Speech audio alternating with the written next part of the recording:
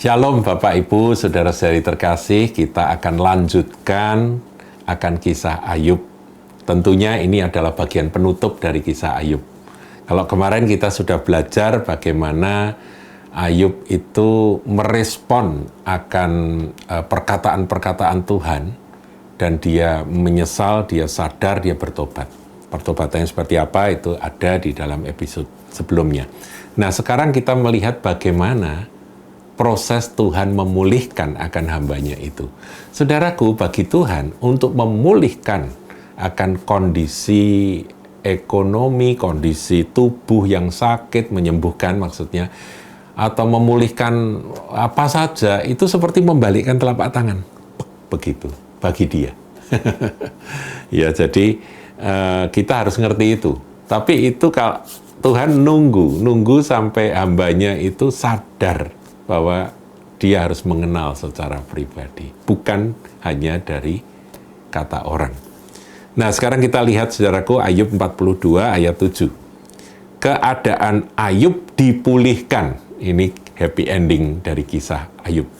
Setelah Tuhan mengucapkan firman itu kepada Ayub, maka firman Tuhan kepada Elifas, orang Teman, "Murkaku menyala terhadap engkau dan terhadap kedua sahabatmu, karena kamu tidak berkata benar tentang aku seperti hambaku Ayub."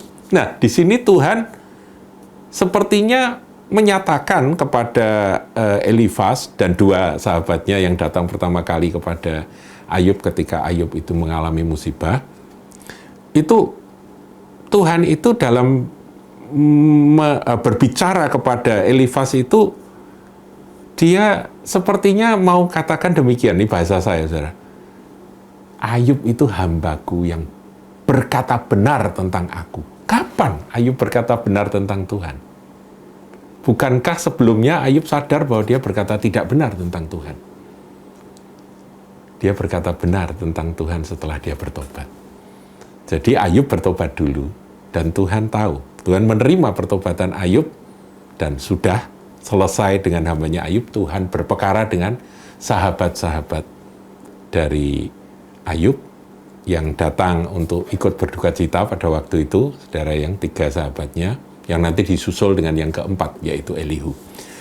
Nah, oleh sebab itu, ambillah 7 ekor lembu jantan dan 7 ekor domba jantan, dan pergilah kepada hambaku Ayub. Lalu persembahkanlah semuanya itu sebagai korban bakaran untuk dirimu. Baiklah hambaku Ayub meminta doa untuk kamu. Karena, perhatikan, ini kata kunci, saudara. Hanya permintaannya lah yang akan kuterima, supaya aku tidak melakukan aniaya terhadap kamu, sebab kamu tidak berkata benar tentang aku seperti hambaku Ayub. Jadi Tuhan menegur akan Elifas dan kedua temannya, ayo kamu sekarang begini, ya. Dikatakan kamu bawa 7 ekor lembu dan 7 ekor domba jantan. Sekarang kamu datang kepada Ayub, kemudian persembahkan korban untuk dirimu, dan kemudian kamu minta hambaku Ayub itu untuk mendoakan kamu. Sebab hanya doanya yang aku dengar.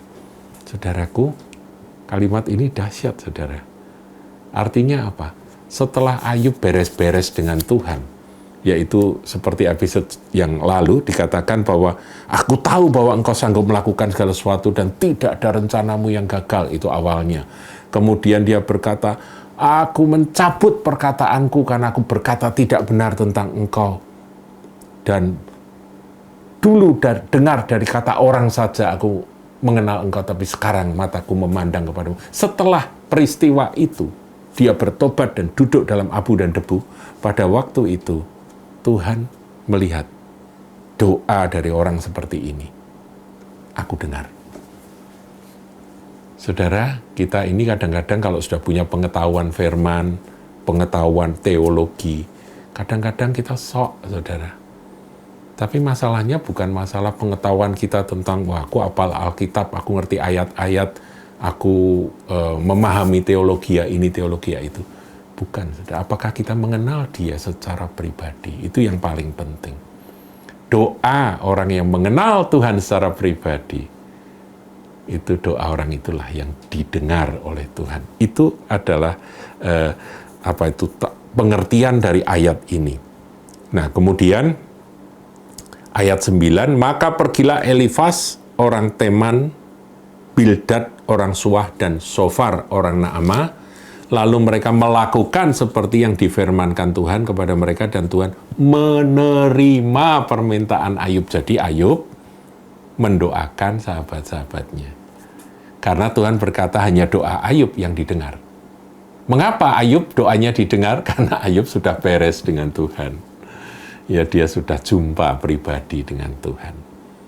Kemudian setelah itu, saudara, ayat 10, lalu Tuhan memulihkan keadaan Ayub. Nah, ini sebuah kebenaran yang lain. Setelah Ayub mendoakan sahabat-sahabatnya yang sempat clash dengan dia, ya, dalam perbantahan itu sempat clash dengan dia, ya mungkin Ayub sakit hati juga karena omongan dari teman-temannya itu ternyata tidak benar tentang dia. Tapi Ayub pun jawab, berbicara tentang Tuhan juga nggak benar. Ayub beres-beres dengan Tuhan. Di pasal 42 awal tadi, ya, yang kemarin sudah kita bahas. Nah, kemudian ketiga sahabatnya ini didoakan oleh Ayub. Berarti Ayub harus memaafkan dulu, mengampuni dulu. Harus menyelesaikan akan ganjalan-ganjalan dari perbantahan yang cukup panjang itu. Dia mengampuni, memaafkan, dan mendoakan sahabatnya supaya tidak kena hukuman Tuhan. Setelah didoakan, setelah dia mendoakan sahabat-sahabatnya, Tuhan memulihkan Ayub. Ya, dikatakan, lalu Tuhan memulihkan keadaan Ayub setelah ia meminta doa untuk sahabat-sahabatnya, dan Tuhan memberikan kepada Ayub 2 kali lipat dari segala kepunyaannya dahulu. Ya, dan seterusnya, saudaraku. Ini adalah pesan dari kisah Ayub yang saya harap saudara boleh memetik akan intisari dan kebenarannya. Tuhan Yesus memberkati.